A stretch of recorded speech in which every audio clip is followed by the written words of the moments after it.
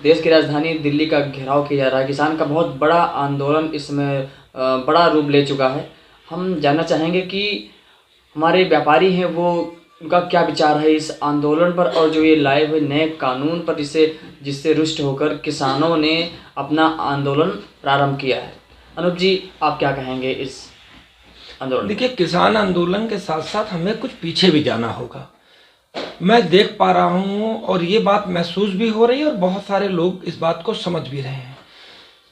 उत्तर प्रदेश सरकार हो या केंद्र सरकार, 2024 के बाद जो भी कानून आए हैं, जो भी अधिनियम आए हैं, वो कहीं ना कहीं व्यापारी और किसान विरोधी साबित हुए हैं।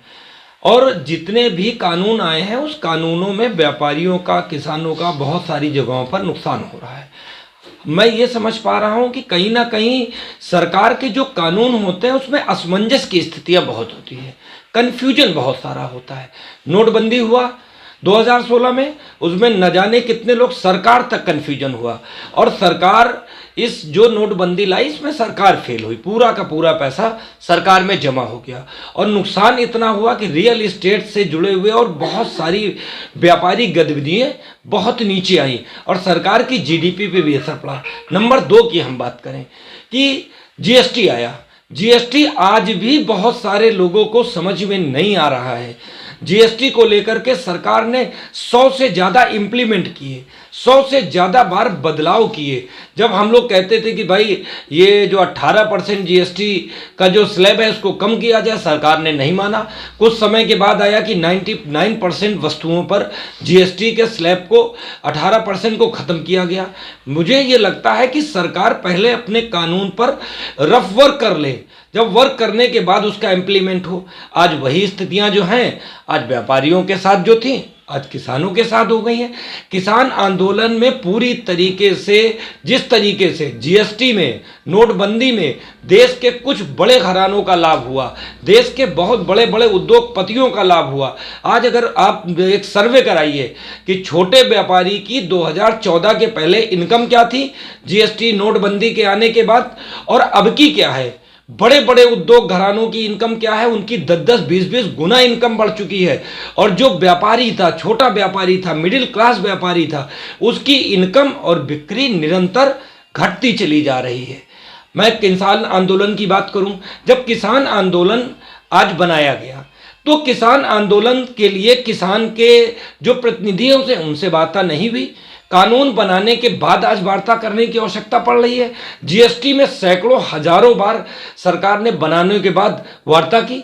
मुझे लगता है कि जो वर्क किया जा रहा सरकार का, उस पर इम्प्लीमेंट के पहले उस पर जिन पर इम्पैक्ट और असर पड़ना है उस पर सरकार जरूर बात करनी चाहिए। शुक्ला जी, इसमें जो नया कानून अभी लेकर आए हैं किसान, इसको थोड़ा बताइए क्या है और इसमें क्या कन्फ्यूज़न हो रही है, कैसे इसको जो है किसान संतुष्ट नहीं है तभी तो एक आंदोलन कर रहे हैं, तो थोड़ा इस पर प्रकाश डालिए क्या होना चाहिए। देखिए, किसान अगर संतुष्ट होता तो आज मैं टीवी के माध्यम से, सोशल मीडिया के माध्यम से हमारे पश्चिमी उत्तर प्रदेश, पंजाब, अन्य प्रदेशों के जो किसान हैं उनसे भी हम लोग संपर्क में हैं, उनसे भी बात हो रही है। एक तो इस कानून के तहत मंडियों में जब माल नहीं जाएगा, मंडियों पर जब नहीं हो रहा तो सरकार एक तरफ मंडी टैक्स भी ले रही है, और मंडियों पर जब माल नहीं जा रहा है तो मंडी टैक्स समाप्त कर देना चाहिए। एक तो तरफ व्यापारी क्या नुकसान हो रहा है, छोटे छोटे व्यापारी सब नुकसान खा रहे हैं, मंडी से जुड़े हुए जितने व्यापारी उन्होंने भी नुकसान खाया।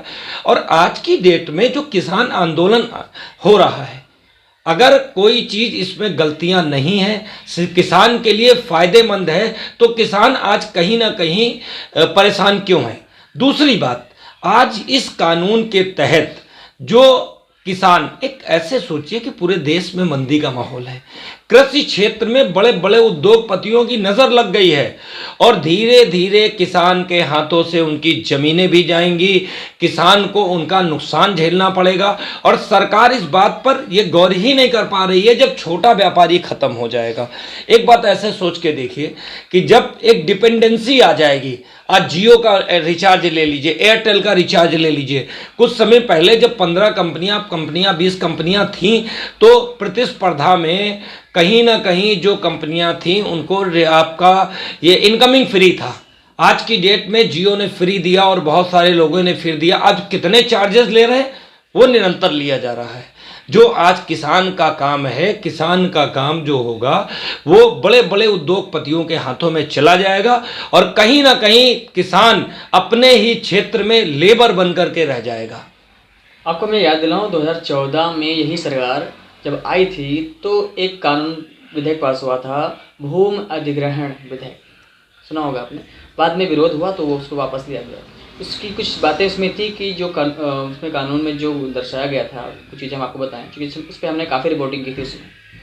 उसमें था कि किसान की ज़मीन होते हुए भी वो बंदिश में रहेगा, वो अगर सरकार जब चाहेगी उससे खेत ले लेगी, वो कोर्ट भी नहीं जा सकता।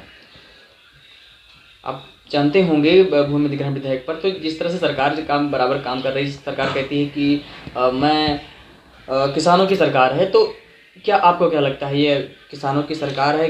किस तरह देखते हैं यार? देखिए, ये व्यापारियों की सरकार थी, जब आई थी तो हम लोग भी मानते थे, किसानों को भी ये कन्फ्यूजन था किसानों की सरकार है, मगर पहले व्यापारी तड़पा, व्यापारी परेशान हुआ, व्यापारी दर दर भटका, अपना व्यापार चौपट कराया और उसके बाद आज किसान की नौबत है। अब किसान को भी जो है कहीं ना एक बात, आप इस चीज़ को देखिए कि किसान को सरकार पर भरोसा नहीं रह गया है। आज की डेट में मैं देख रहा था, अभी सुबह ही सुबह पता चला कि राजस्थान, मध्य प्रदेश, छत्तीसगढ़, बिहार, कई जगहों के किसान भी उस आंदोलन में हिस्सा ले रहे हैं। किसान विरोधी कानून है, सरकार को इस किसान विरोधी कानून को वापस लेना होगा और व्यापारी बंधु भी इस बार जो होगा, हम लोग इस चीज़ का ऐलान करते हैं कि इस आंदोलन में व्यापारी भी किसान का समर्थन करने के लिए आएगा, क्योंकि देश में अगर किसान सुरक्षित नहीं है, किसान की ज़मीनें सुरक्षित नहीं होंगी तो निश्चित रूप से व्यापारी और अन्य समाज भी बर्बाद होने के लिए तैयारी बना के रखे।